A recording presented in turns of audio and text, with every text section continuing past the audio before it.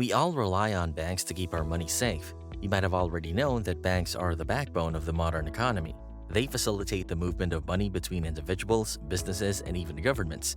Without banks, our financial system would grind to a halt, and our modern way of life would be impossible. Agree? But have you ever wondered how they actually work? How do they operate behind the scenes, and what factors can lead to their downfall? Today, we're going to dive into the world of banking and take a closer look at one of the most promising banks in Silicon Valley, which ultimately failed. This is the story of how banks work and why the collapse of the Silicon Valley Bank sent shockwaves through the financial industry. To understand how banks work, we need to start with the basics. In simple terms, a bank is a financial institution that accepts deposits from customers and uses those deposits to make loans. This is the essence of banking, taking money from one person and lending it to another. But of course, there's a lot more to it than that.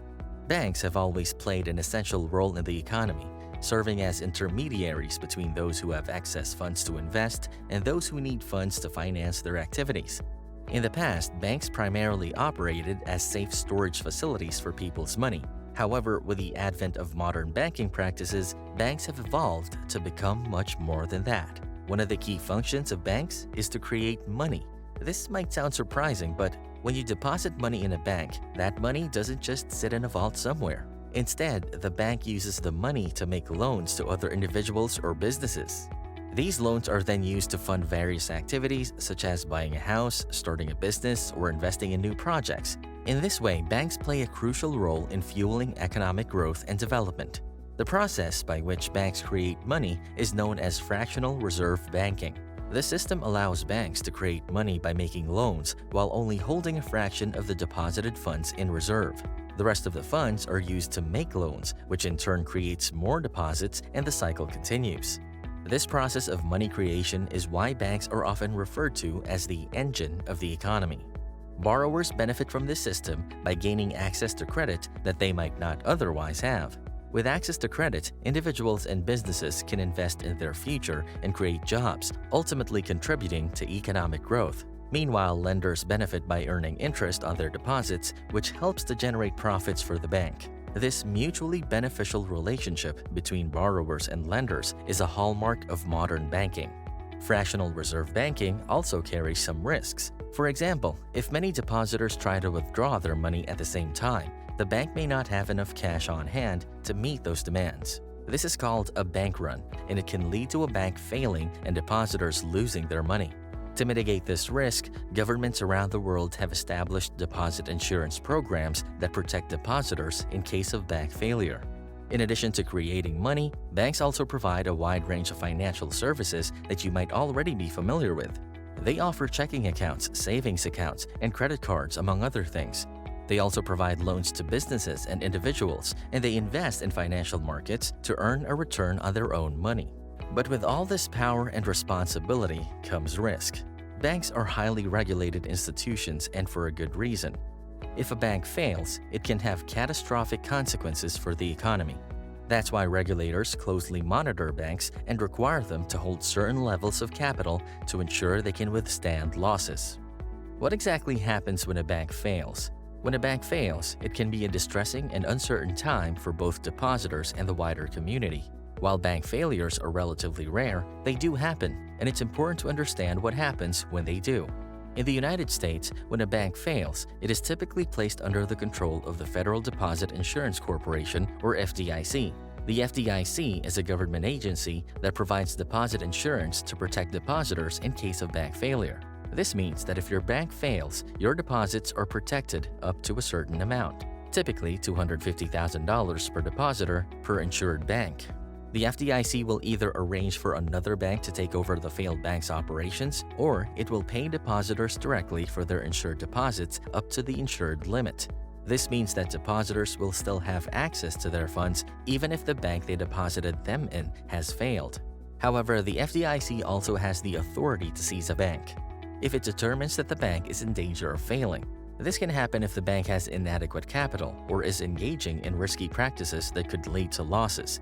If a bank is seized, the FDIC will take over its operations and attempt to sell its assets to recover as much of the bank's losses as possible. Bank failures can have significant impacts on the economy, especially if they are widespread or affect large institutions. They can lead to a loss of confidence in the banking system, which can lead to bank runs and further failures. However, the regulatory framework in place is designed to mitigate the risks and ensure that depositors are protected. In addition to the FDIC, other regulatory bodies, such as the Federal Reserve and the Office of the Comptroller of the Currency, or OCC, also play a role in regulating and supervising banks to ensure their safety and soundness. They monitor banks' capital levels, risk management practices, and overall financial health to detect any potential issues before they become a serious problem. Unfortunately, even with these safeguards in place, banks can still fail, and that's what happened with the Silicon Valley Bank. This was considered the biggest bank failure since the Great Recession. The Silicon Valley Bank was founded in 1983 with a focus on serving the technology industry. It quickly became one of the most prominent banks in the area, with a reputation for innovative lending practices and a deep understanding of the tech industry. But in the early 2000s, the bank began to take on more and more risk. It started making loans to startups with little to no revenue, and it invested heavily in tech companies that ultimately failed. By 2008, the bank was in serious trouble, and it had to be bailed out by the government. So why did the Silicon Valley Bank fail? Silicon Valley Bank's collapse was triggered by a range of challenges it faced. One of the major factors was the downturn in the technology industry, which severely affected the bank's business. Moreover, the Federal Reserve's decision to increase interest rates to counter inflation compounded the bank's problems. The bank had invested billions in treasuries and other bonds, which are usually considered safe. However, as interest rates increased, the value of previously issued bonds began to decline because they had lower interest rates than newer ones. In normal circumstances, banks are not required to report declining values until the bonds are sold. However, Silicon Valley Bank found itself in a difficult position as its clients were mostly startups and other technology-focused companies that needed more cash. These customers began withdrawing their deposits, forcing the bank to sell a significant portion of its bonds at a steep loss. As news of the bank's struggle spread, the pace of withdrawals increased, ultimately leading to its insolvency. The collapse of Silicon Valley Bank had significant consequences for various groups. SVB's shareholders and investors were adversely affected since they did not enjoy the FDIC backing available to customers. Another issue was the shortage of funds available for immediate expenses such as payroll due to lack of deposits. Large tech companies with significant cash holdings in SVB, including Etsy, Roblox, Rocket Labs, and Roku, were also impacted.